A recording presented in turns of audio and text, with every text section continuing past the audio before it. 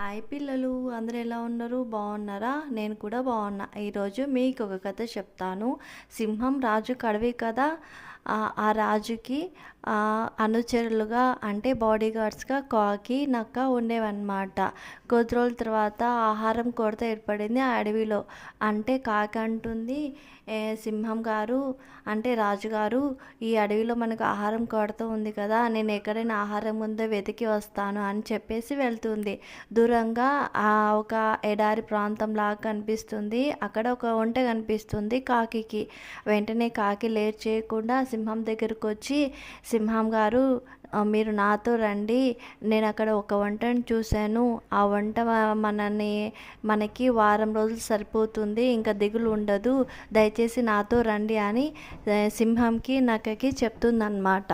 అప్పుడు వెంటనే ఈ నక్క ఈ సింహము ఆ కాకితో బయలుదేరగానే కొద్ది దూరం వెళ్ళగానే అక్కడ ఉన్న వేడికి ఈ కాళ్ళు కాలిపోతూ ఉంటాయి. సింహము ఇంకా నక్క నడవలేకపోతారు అనమాట. అమ్మో ఇంత వేడా, మేము నడవలేకపోతున్నాము, ఇంతకంటే ఒక అడుగు కూడా మేము వేయలేము కాకి అని చెప్పేసి అక్కడే ఆగిపోతారు ఇద్దరు. అప్పుడు కాకి సరే మీరు ఇక్కడే ఉండండి అని చెప్పేసి ఒంటి దగ్గరికి వచ్చి, ఒంటె గారు మీరు నాతో వస్తారా, నేను మీకు మా రాజుని పరిచయం చేస్తాను, తను చాలా మంచివాడు, రండి రండి అని పిలుచుకొని వస్తాను అనమాట. అంటే సరే ఉండు రాజు కదా, మనం కూడా పోయి పరిచయం చేసుకుందాం అని చెప్పేసి ఒంటె వస్తుంది. వచ్చినప్పుడు ఏం జరుగుతుందంటే ఆ ఒంటెకి చెప్తుంది కాకి, ఇదిగో నువ్వు మాట్లాడిన తర్వాత మా రాజుగారిని ఇంకా నక్కని మోసుకుంటూ వెళ్ళి అడవిలోకి దించాలి అని చెప్తుందన్నమాట. అందుకు ఒంటె ఒప్పుకొని ఈ సింహాన్ని ఇంకా నక్కని భుజం మీద ఎక్కించుకొని అడవిలోకి దించుతుంది. అది ఇంతగా తనని బాగా నడిపించినందుకు సింహము పాపము చాలా మంచిగా ఉన్నట్టుంది, ఈ ఒంటెని చంపకూడదు అనేసి, సరే అయితే నువ్వు కూడా మాతో ఇక్కడే ఉండిపోవచ్చు కదా, మనందరం కలిసి ఉందామని ఒంటెని అడుగుతుంది. ఒంటె ఏమంటుందంటే సరే ఉంటాను అంటుంది.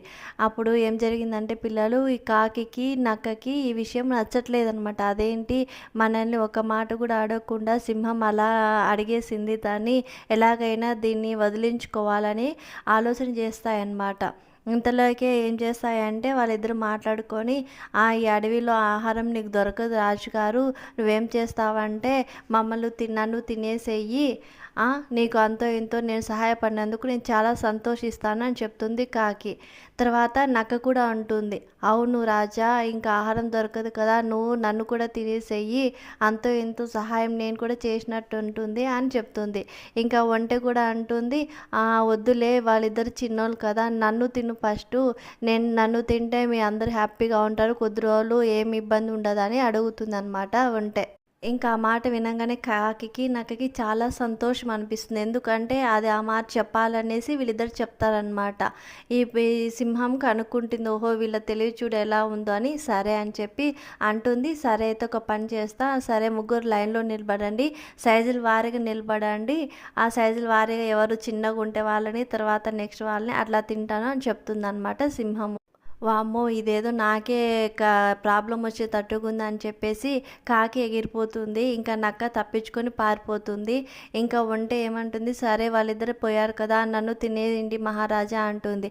లేదు లేదు, నువ్వు ఇక్కడే ఉండు, మన ఇద్దరం చాలా కలిసిపోయాము, నువ్వు నాతోనే ఉండు, మన ఇద్దరం ఉందామని చెప్పేసి వాళ్ళిద్దరు ఫ్రెండ్స్ అయిపోయారు.